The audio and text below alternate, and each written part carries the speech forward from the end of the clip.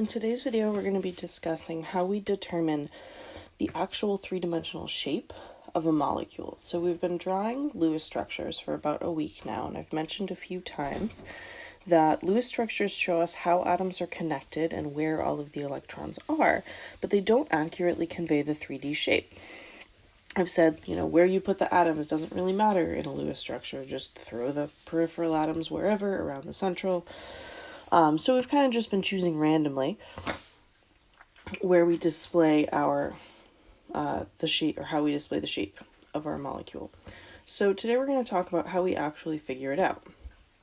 So what I mean by a Lewis structure doesn't show the shape is, for example, with something like water. If we want to draw the Lewis structure for water, oxygen brings 6 electrons, each hydrogen brings 1. So we'll need 8 valence electrons in our picture. Oxygen is unique, so it will be our central atom. Hydrogens are peripheral, so they go on either side. And we have 4 electrons left to place, which are going to become lone pairs on the oxygen atom. So you may draw a Lewis structure for water that looks like this, and this is 100% correct. And I cannot emphasize this enough. This is a perfect Lewis structure. There is absolutely nothing wrong with it. However, the shape of water actually looks like this. So we drew our atoms all in a straight line. And again, that's perfectly fine. That's perfectly correct. A Lewis structure is not intended to show the three-dimensional shape. However, the shape of water actually arranges those atoms kind of in this V shape, or what's known as a bent geometry. So the actual shape is different than what we drew. So this is a perfectly correct Lewis structure. But this is the actual shape, or what we call the molecular geometry. Puts them in this bent configuration. So the molecular geometry for a molecule can be predicted by the number of what we call electron domains around the central atom, and whether those domains are bonding or non-bonding. So an electron domain is just a region of space containing electrons. So one electron domain can be 1 lone pair, 1 single bond, or 1 double bond, or 1 triple bond. So note that even a triple bond still only counts as 1, because we're talking about regions of space, and all of the electrons in a triple bond are essentially occupying a similar region of space.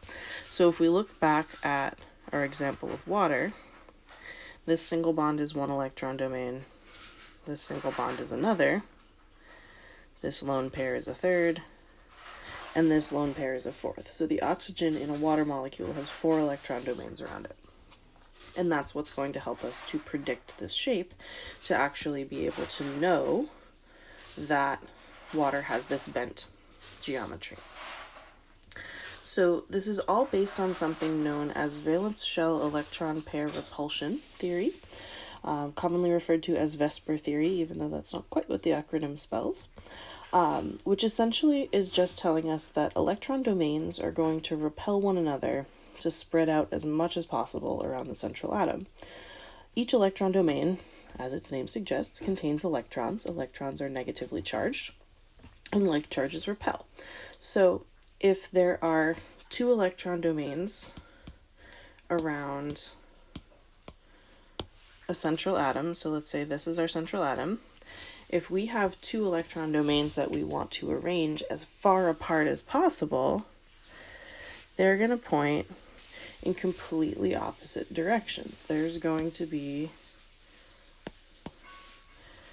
180 degrees in between them. So we can look at this in 3 dimensions and see this green area in the center is representing the central atom, even though it's not a sphere. But we get a perfectly straight arrangement of atoms here. So this is known as a linear configuration, and whenever your central atom has 2 electron domains, that's what you're going to get, because that is as far apart as those electron domains can be. So again, our central atom is in here, in the center, and our electron domains are spreading out, getting as far apart as possible, pointing in exact opposite directions. So now if we have 3 electron domains that we need to space out as much as we can,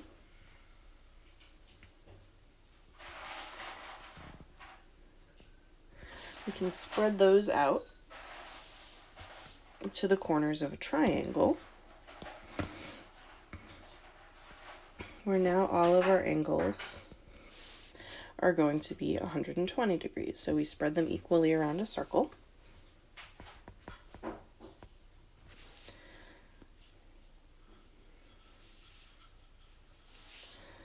And we can see in this one that our electron domains, our bonds or lone pairs, point to the corners of a triangle, and we can see that everything in this lies in the same plane if we rotate it this way. So this is known as a trigonal planar configuration, or geometry, I should say.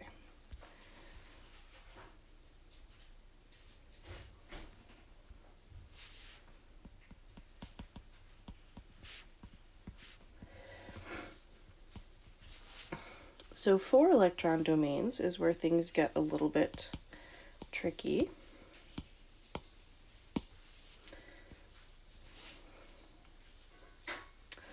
So the sort of temptation with 4 electron domains is to continue the pattern we've been seeing, which is to keep it flat. So what everybody always wants to do with 4 electron domains is do this, and it's 90 degrees between them.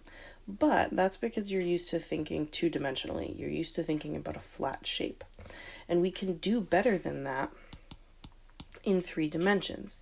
So what we actually get, I'm going to try and draw this first and then I'll show the 3D structure, is this arrangement where our electron domains point to the corners of a tetrahedron, and all of our,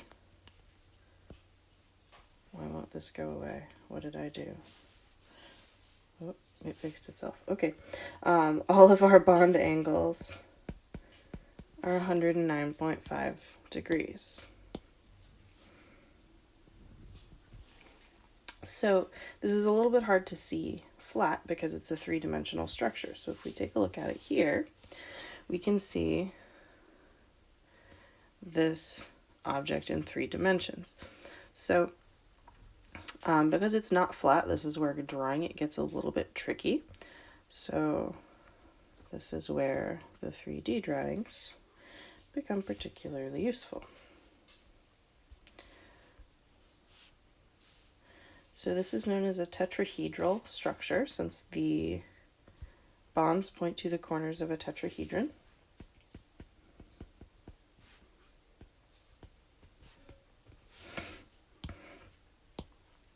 So again, we're not restricted to being flat in our structures. Molecules are 3-dimensional objects. So by breaking out into 3 dimensions here, by becoming not flat, it allows it to spread out further. If we were to maintain a flat structure, the best we could do is 90 degrees between our electron domains, but pointing to taking this tetrahedral shape allows our electron domains to spread out to 109.5 degrees between them. With 5 electron domains, we get 2 that point in exact opposite directions. So 2 of them essentially take on a linear shape, and then perpendicular to that, these will point to the corners of a triangle. So we'll actually have 2 different angles here. We have 90 degrees. Actually, I'm going to do these in a different color.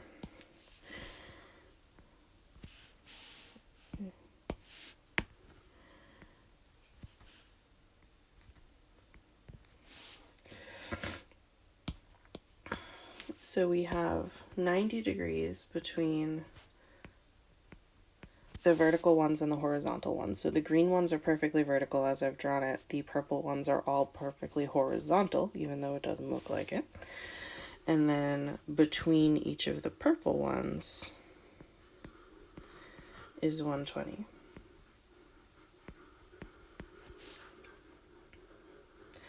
So again, easier to see what this actually looks like in 3 dimensions. So we can see we have the 2 vertical ones and the 3 that are horizontal. So the 2 vertical ones look very much like a linear configuration. If we look at it this way, the 3 other ones look very much like a trigonal planar. So it's kind of those 2 squished together. So this is the shape that we're looking at for this one. So let's do, sure, something like that.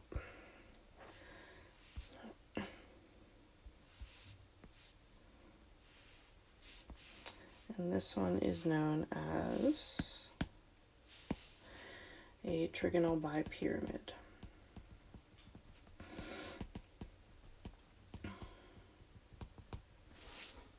And then the last one that we are going to deal with is 6 electron domains,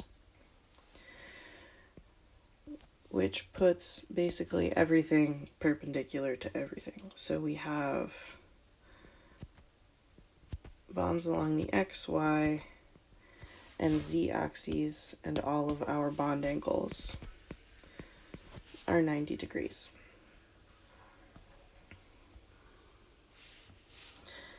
So we can see we have a perpendicular arrangement of bonds this way and this way. No matter how we look at it, all of our bond angles are 90. All of our positions here are equivalent.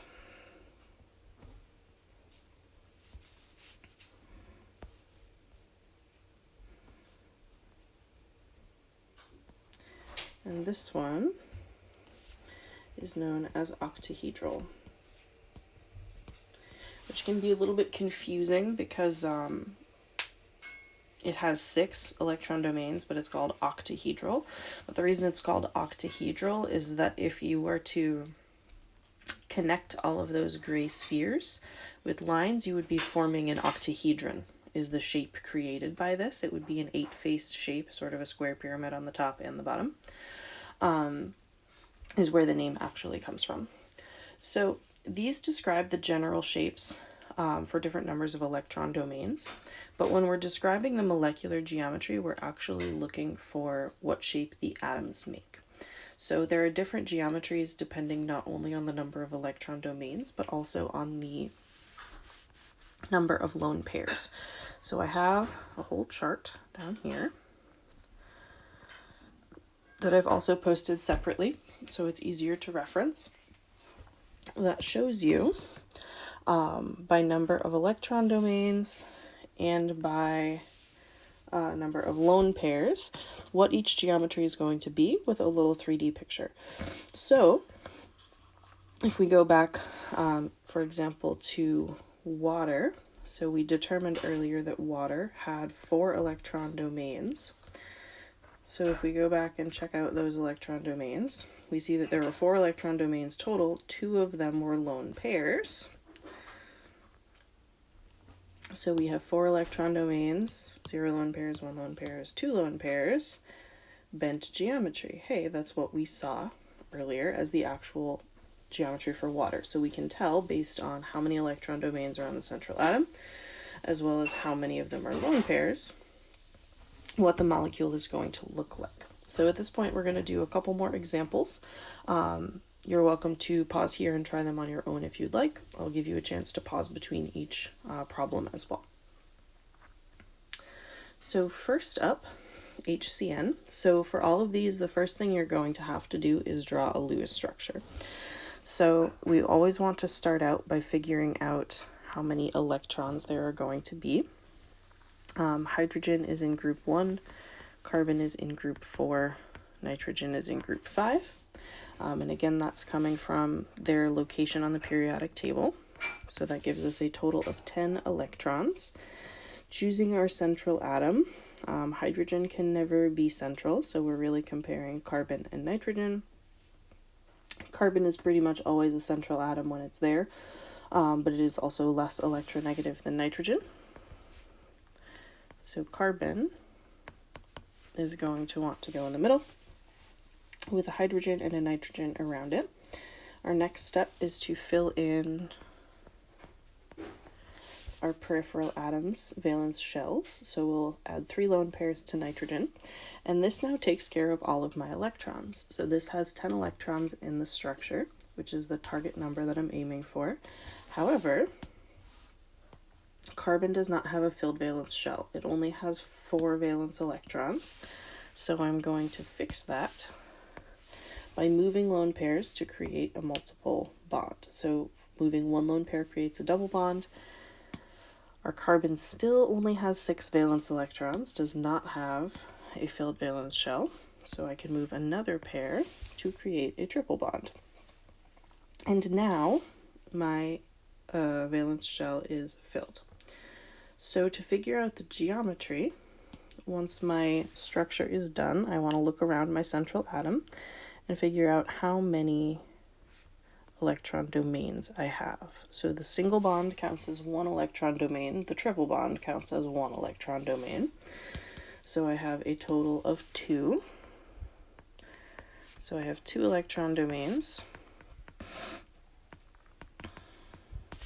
and neither of them are lone pairs.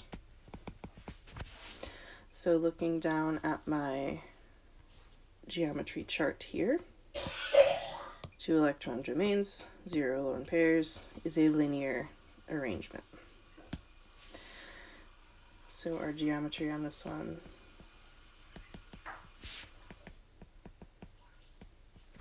is linear. So if we want to take a look at that in 3 dimensions, we can see that all of our atoms lie in a straight line. We've got the triple bond on one side, single bond on the other. So that would be what our actual molecular structure here would look like. So next up we have NH3. A nitrogen is in group 5 and hydrogen is in group 1. And there are 3 of those. So that gives us a total of 8 valence electrons that we need to place. Nitrogen is unique, so it will go in the center. Our next step usually is to fill up the valence shells of our peripheral atoms, but hydrogen is already filled with just 1 bond. So that means we should place remaining electrons on our central atom as lone pairs. So when we do that, we have the 8 electrons that we're looking for, and our structure is complete. So to determine the geometry, we'll look around our nitrogen. We have a single bond, 2, 3 different hydrogen atoms, and we have 1 lone pair. So we have 4 total electron domains, and 1 of them is a lone pair. So looking down at our geometry chart, 4 electron domains, 1 lone pair is what we call the trigonal pyramidal electron geometry, or molecular geometry, sorry.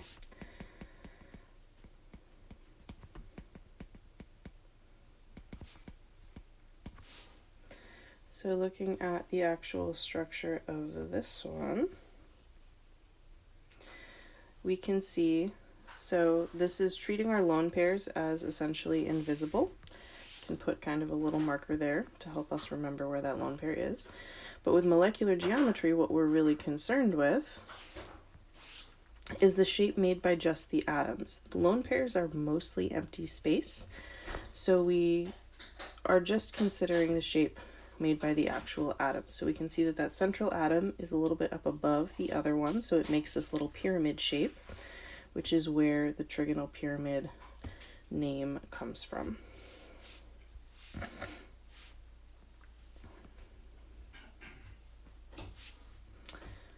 And then our last example, pause here if you'd like to try it on your own.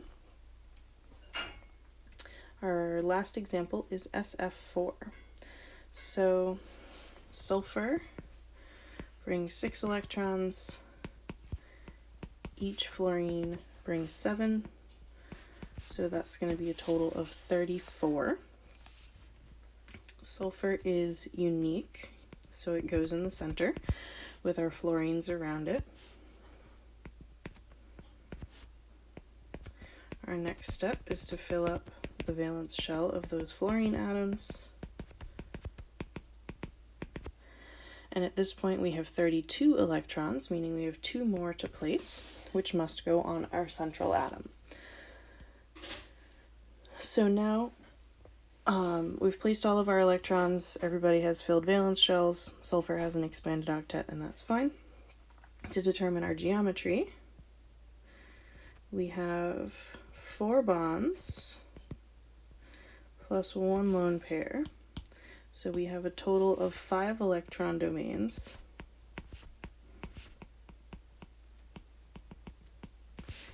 And one of them is a lone pair. So looking down at our chart here, we've got 5 electron domains, 1 lone pair. Our molecular geometry is what we call the seesaw.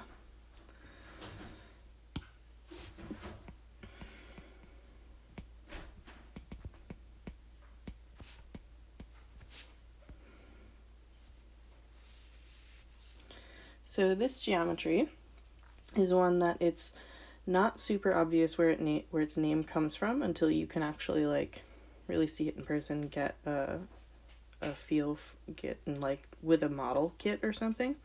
But I'll try and get it in the right orientation where you can kind of see.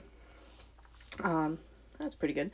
That this does kind of actually look like a seesaw when you tilt it on its side.